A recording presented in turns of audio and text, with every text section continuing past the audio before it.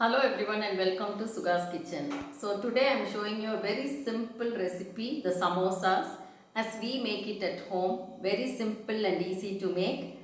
You can quickly make it with ingredients at home. So here are the homemade samosas in my style. I have made 3 of them and I have coriander chutney, sauce and imli and jaggery sauce. So these 3 sauces go very well with the samosas. It's a quick snack for a rainy day or just an afternoon when your kids really want something. So here I have stuffed 2 of them and I'm just going to fry it. Let me check if the oil is hot. Yes, it's hot. Take care while frying. Drop them one by one into the oil. Keep the flame in medium. I'll show you how the casing was done and the filling. Right now I'm just frying and showing you as I made it. It's very easy and simple and takes very little time to make. It's not really the restaurant style or a professional style, but it's tasty, retains nutrition and is very nice to do.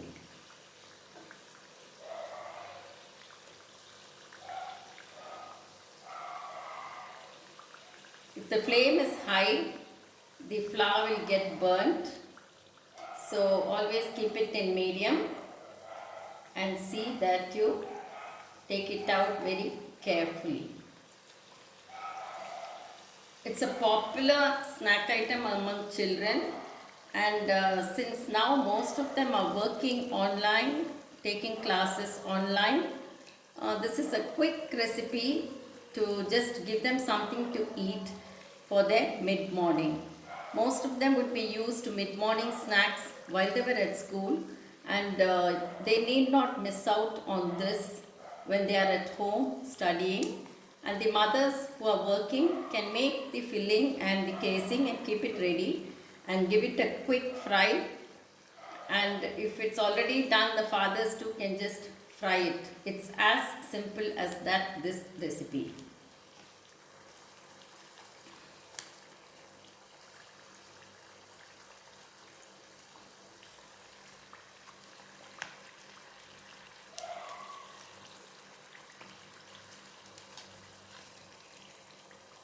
You can even make it in the morning and put it in the fridge and fry it as and when required.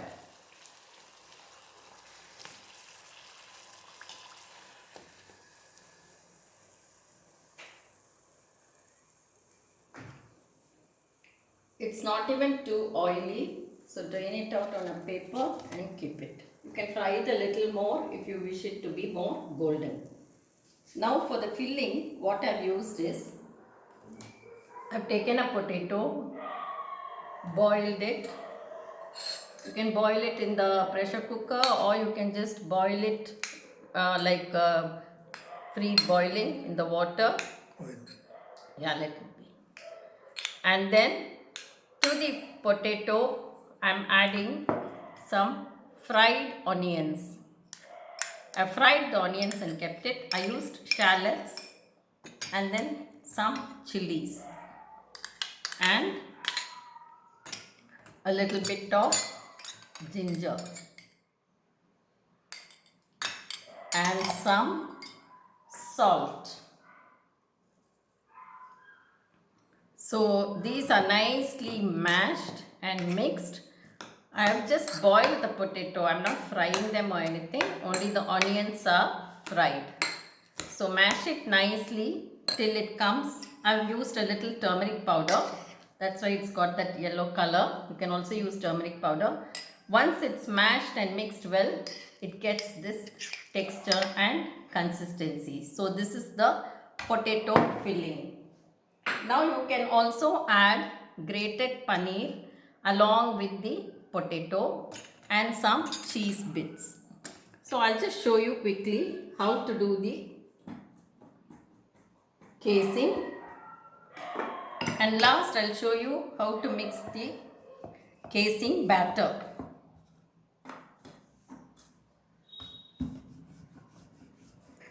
You need not roll it out very thin, can be a little thick because it's going to cook anyway.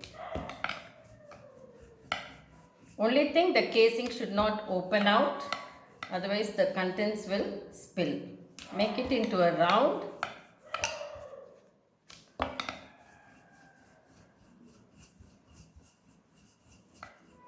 Yeah, it's evenly rolled out now. So what I'm going to do is, I'm going to make it into a semicircle. So you've got this half now. Just fold it over and touching a little water, seal the casing. Now let's try putting the potato filling. You can also add a little paneer to this. It's your choice.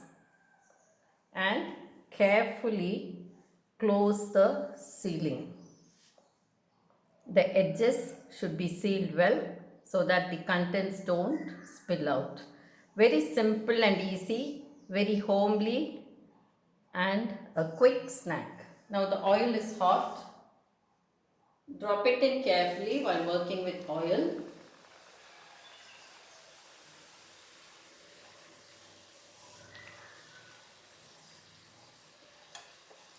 While that's cooking, I'll do another filling. Again, seal the edges, touch a little water, open out the casing. This time let's put some cheese. Just put some cheese, it will melt inside and it will be very tasty. And some potato, your children will really like it. Now I am sealing this properly and nicely.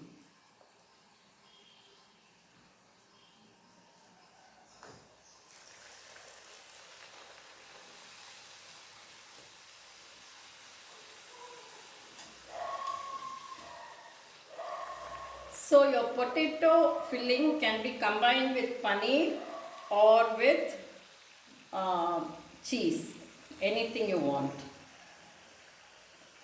See, it's not too oily because the casing batter has been done properly.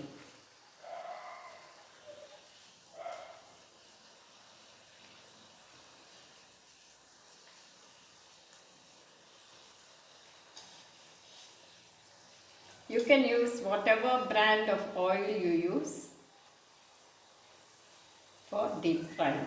It's not often that we eat deep fried food. So this is just one of those days when you want a quick snack. So I've switched off the gas, taken out the samosa. I'm putting the oil away carefully. And now I'll just show you how to mix the batter. So for the batter, I have taken self-raising flour or maida and a little bit of ajwain or omam and quarter spoon of butter. So what you do is add the flour, a little bit of salt, add the butter and crumble it nicely. So our dog Happy is barking outside, wants to come in. Actually it's not our dog, it's my neighbor's dog, but half the time it's here. So I've mixed the ajwain or homam and the butter, a little salt and maida or the plain flour. I tried with wheat flour but it wasn't too tasty, so I'm using maida. Little by little you add water and make it into a smooth batter. Don't add too much water in the beginning.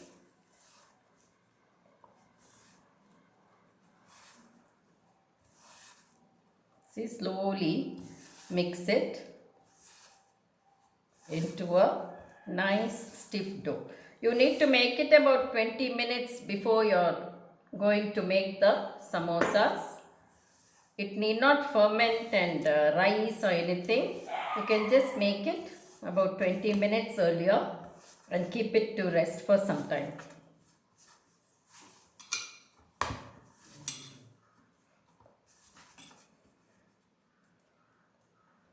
Just a little bit of oil so that it doesn't dry up.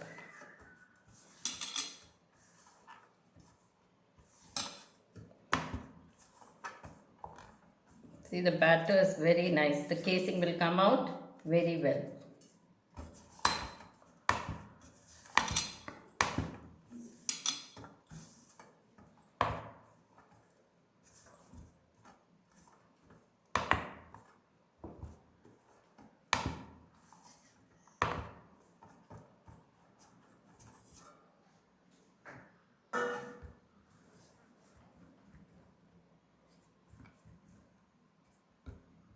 Now what you do is just smear a little oil and keep it in an airtight box for 20 minutes and you will get a good batter dough for casing.